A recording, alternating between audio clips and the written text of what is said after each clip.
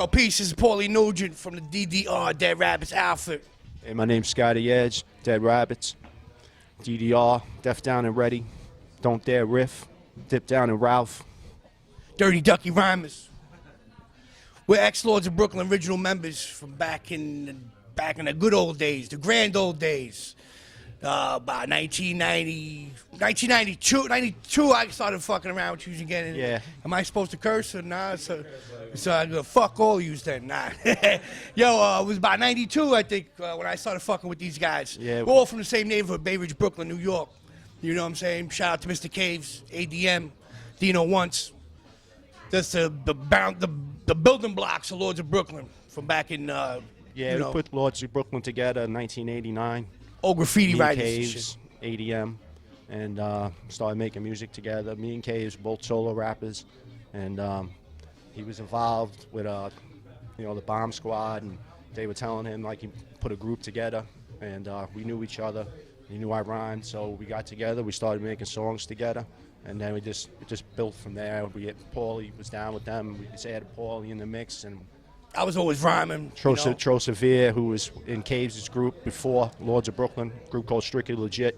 Yeah. We just kept on building and making a bigger group, and demoing up, in demos, basements. all demos. Back when you actually did demos, no SoundCloud. That actually you went, you paid money for a studio, you wrote songs, you wrote your own songs, you tried to be as original as possible. Back then, you know what I'm saying? You had to be ingenuitive, right. Making demos, 2K no phone decks, style, and, you know what I'm saying? Yeah, my studio's on my phone, man. one takes, actual analog tape, 2-inch tape, SMPTE, sorry. 7-second Digitech sampler. My DJ at the time, my DJ Shamrock. DJ Shamrock, shout out to DJ Shamrock wherever Kevin. you are. He was a bar club DJ, and somewhere he picked up a 7-second Digitech sampler. So then we started looping beats. That was in the basement days. And then it made it easier, it didn't make it easier to lay the vocals down, but it made it easier, to get the loop, to get the track going instead of him going crazy. I had left the group in like '98, and I signed with Skunk Records, Sublime, that whole Long Beach, California connect. Shout out to everybody in LBC. And I put out a record after that, and then, to make a long story even longer, then I put out 2 records there, and then Scotty and I got started doing more and more. He was on my first record after LOB on the rap stuff, and then when I came back, my last record I put out was Late Night Stereo solo style, and we started talking again. I moved back to the neighborhood, and I ran into Scotty, and then we started kicking around ideas for DDR. I didn't mean to cut you off. No. Shout out to Philiano. Shout out LBC, Philly. Swiss Precise. KBH. Like I was gonna say, is like I left Lords of Brooklyn in 2000. We had just been shelved again by MCA, Universal. I mean, it always amazed me how like you get a deal and they tell you just be creative and do you. You know what I'm saying? And then when you give them they're like, well, we don't know where to put this. We don't know how to market this. We don't have a radio. We don't know where to send it. So it was another shelved record. I was working on my construction career. I was an apprentice in apprentice school. So I kind of just left away. We took a hiatus, and then in around 2003, Mike and Adam started doing the Lords of Brooklyn again. And I wasn't in the frame of mind. I was doing other things, I wasn't making that much music. And I got back into music around 2007. And I started demoing up again. And I had always said Dead Rabbits. Like in 1996, it's amazing. They say OC is going to be here. I haven't seen him since 1996. I seen him perform, but I never talked to him. He was on a Lake of Fire remix, Lords of Brooklyn '96. Lord Finesse produced it. And Peace to Lord Finesse. In that, I say, I'm talking ragtimes, crimes, dishonor among thieves, pickpockets and sleeves, lift and dip and get greased.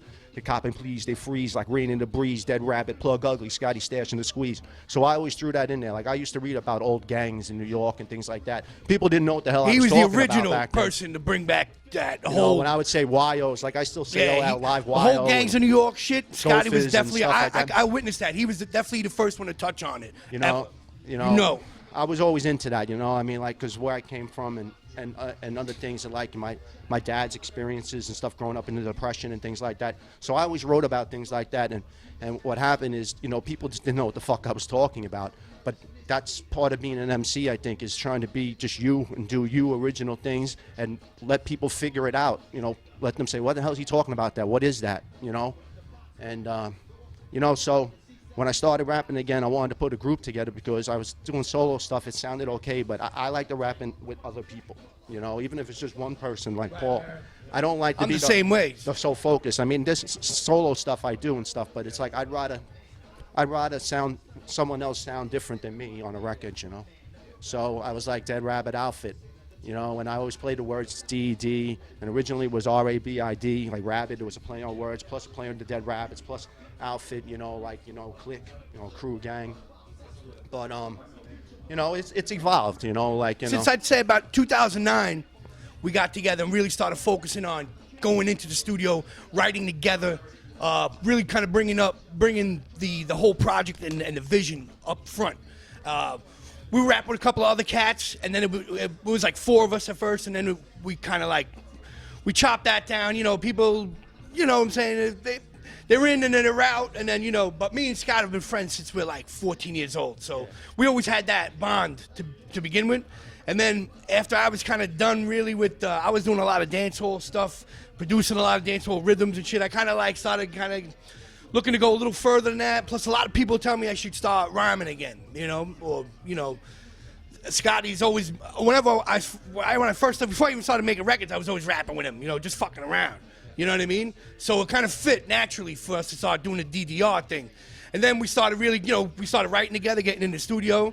You know, I was producing a little more. We have, you know, Skinhead Said, big him up from France. He really put us on with the beats for us to, where I could just focus on the material, the written.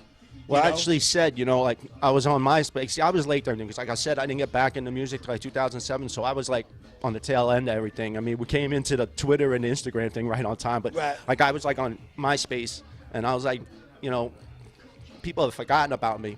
And this guy said, I followed him, and he was like, yo, is this really you? And I was like, I didn't know what to say, like, you know, I like, love getting those. Is it really you? Yeah, it's really you know, me. Is it really you? He was like, well, you know, I'm a big Lords of Brooklyn fan. He had like the original rubs and stuff, like, and he had like test presses and stuff like that. That's extremely rare, you know, stuff that I don't even have, you know. But he was like, I would love you to be on my record, you know, like, that's like, I was like, he's the first person that asked me, you know, and I heard some of his beats and they were dope, you know. So he said, so I'm just like, whatever beat he sends me, I'm just going to rap on, because I got to rap on something. You know what I'm saying? So he sends me this beat, White Diablo was the name of it or whatever. It was banging. I mean, fast, hard, you know, and it was like, all right. Right up his style, right, the way he rhymes. My rhymes can work on this, you know. I don't rap on like a lot of real slow stuff, you know, like, but it's like, I was like, all right. So then all of a sudden I look at my email, he sends me another 15 beats. I'm like, I just think this is the one, you know. So he's like, pick a bunch of them. So I picked some, and like Paulie said, we were just starting to work together. So we like, look, I was like, forward him the beats. I said, we got beats. Yeah, he sent the beats to me, and I started going through it, and I'm like, yo, this dude is dope. I'm like, yo, I was like, yo, let's do this one, and this one, and that one. I said, we'll start off with the EP, and that should, you know, we're good for the month, and we'll have shit to do on the weekends, you know what I'm saying, to record it, knock it out. And then we did that, and then we sent it back to him, and then the snowball started to run downhill. He went bananas over it. He was like, yo, you guys, and then he sent us another bundle. So before you know it, we got an album's worth of material, you know what I'm saying, inside of like a month. Yeah, you know what I'm saying? And the more music we started making, the more, you know, we got into it, and the more, you know, then we just, other people would, you know, a few other people noticing it, and then they would send us beats, and now, you know, and it was fun too. Process, you know. There's no, you know, we come from the days of major labels. You know what I mean? There was no major label pressure. There was no, you know what I mean? There was really no. It was back to the essence. Why we started rapping, why we started rhyming, why we fell in love with the culture to begin with. You know what I mean? And now, you know, I kid and I clown with technology, but technology kept us alive, somewhat relevant, still to the people that were looking for us or that never forgot us and that were always checking for us. Yeah, you know like I say in our first interview, the B-Shine is like, it's like a double-edged sword. It's like, if technology wasn't like where you could just record in your room or go to a producer's house and stuff, you know, it was like that a long time ago, but, you know, not as much as it is now. I mean, granted, there's an overload of music out there, but at the same time, it makes it more easier for us to make music too. So I mean, you just put thing and stay in your lane, and like, you know, and just try to get your stuff out there. It's you know? cheaper too, because that's what a lot of major label budgets were used for back in the day. It was studio time. Yeah.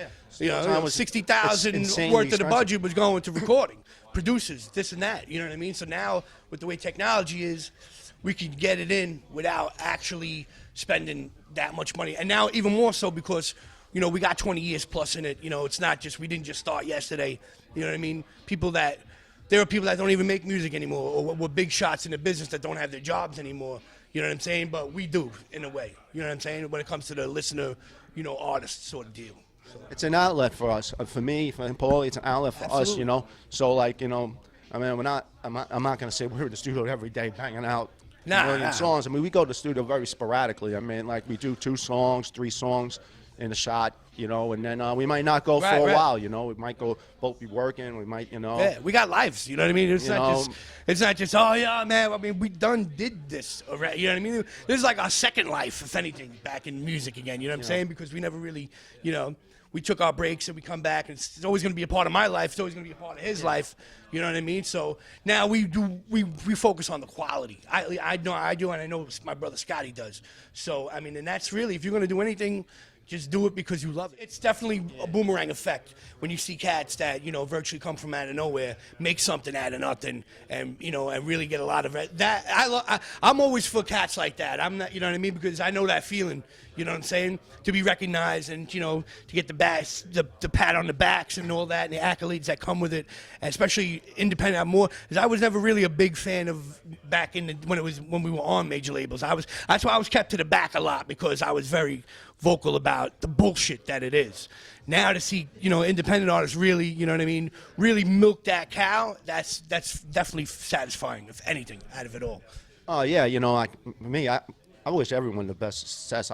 You know, like, you know, so, but I mean, it's good. This, you know, what I like now is that a lot of even younger cats and stuff, like guys like friends of ours, like G-Dubs and, you know. Shout out to G-Dubs. I mean, it's Mayhem Lauren's an incredible MC. I mean, you know, the Outdoors, I mean, all these guys. So they're making hard hip-hop records, you know. They're not worried about, you know, whatever, and they have success and stuff, and they can make a record with someone else, and it's always sounds good. You know what I'm saying? Like that, and they're independent artists. They started from, you know, pressing their own stuff up, you know. Right. I mean, now for cats like us, inspirations to me, you know. Like, exactly. You know. I was just gonna say that, because then that's just like, yo, it's never really, you know, you're never really out of it. You know what I mean? As long as you got that spark, you'll find a way and you put it out there, and that's really, you know what I'm saying? That's to all the independent guys that are coming up, even shit that I don't even like or even listen to. But that's, you know what I mean? That's much respect to them cats. Like I said, you started out of nothing, and then you watch it become what it is. Right now we're gonna put a record out. We're working on it. You know, we got like 4 songs done. We got a lot of beats. You know, we're kind of we sifting usually through always it used now. to give our stuff away, like, you know, like, or put it out for free. I think this time we might put it up what there. We're gonna reach out to our friends in the business. You know what I'm saying? That already are rapping and already established. Shout out to Thurston Howell III, the Lowlifes. You know what I'm saying? Shout out to everybody in Long Beach, California, KBH. You know what I mean? Shout out to MC Craig G. We're going to be getting something going with him. This record is going to be a little bit more of not just me and Scotty rhyming, but bringing in names like that. You know what I mean? Shout out to P.F. Cutton. You know what I mean? Shout out to Sean Price. We're going to be getting some stuff. This record is going to be more on that tip. So it's going to be, it's not a feature, because we don't really do a lot of features, even though we do rap with all the other dudes. I don't consider that really features, but this one's going to be more feature-oriented for the rap consumer that knows who a Sean Price is, knows who a Thurston Howell is, you know what I'm saying? And a bunch of other artists that are not to be named yet, because I don't want to, you know what I'm saying? But that's definitely what's coming through for 2014. Definitely. Yeah, shout out to, you know, people in Ireland like Suge Monkey. Shout out to Suge Monkey and Rob Kelly and them. Rob Kelly, the Absolutely. Class A's. Man, you know, Rob Kelly's ill. You know, I mean, the Class A's, these guys in Ireland, man, these guys can spit fire, man. I mean, I listen to all their stuff, man. I love that stuff. And the beats these guys like Suge Monkey or all these guys are making are banging. I'm definitely getting more back into the production of tips. I've been producing for a while. A lot of people don't know that. But I'm getting more and more beats out there. I have Burn Unit Massive on SoundCloud. That's a lot of my production. And more or less, I'm gonna be coming back hard musically. You know what I mean? Because I'm a musician. I'm classically trained drummer, and you know what I mean. I'm gonna start putting more of that element back, and more of the music, and you know, more of not just so much samples and things like that. More actual. I'm not saying I'm not gonna sample, but it's gonna be a blend of everything. Yeah, you on know our what I mean? SoundCloud page, we have a song called "The Two Things." Paulie did that beat. Yeah, You know, that's on the DED RABBIDZ, DED RABBIDZ at SoundCloud, or on SoundCloud, I should say. That's our page where you can get the Dead Rabbit stuff up until now. Yo, NEHip-Hop, what up? It's Paulie Nugent from the DDR outfit, Scotty Edge. what's up, Scotty Edge, DDR, LOB. Big up to NEHip-Hop. You know what I'm saying? Peace. Big up the low lifes. NEHip-Hop, you know this.